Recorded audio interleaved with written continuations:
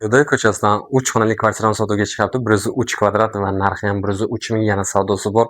Bizlar turgan joy mehmonxona, ko'rishlaringizdek mehka zona qilingan, stol pufiklar o'rnatilgan. Bu tomonda bizlarda TV zona qilingan, devorlar juda ham chiroyli aboy bilan bezatilgan. Bu yerda stol, stul o'rnatilgan, 6 kishilik konditsionerlar qo'yilgan.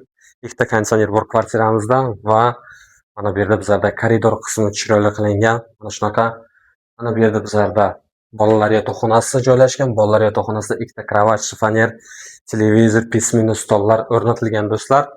Mana bu yerda bizlarda oshxona joylashgan. Oshxonamizda kerakli hamma jihozlar bor. Bundan tashqari 10 kunni ichida kalonni oyna bilan yopamiz deyaptilar. Zakaz qilingan, kelib o'rnatish kerak.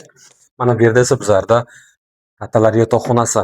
Xonalari katta-katta, kadastr hujjatlari tayyor. Bu yerda hamma kerakli jihozlar bor, konditsionerlar o'rnatilgan, televizor, shifonerlari ham bor.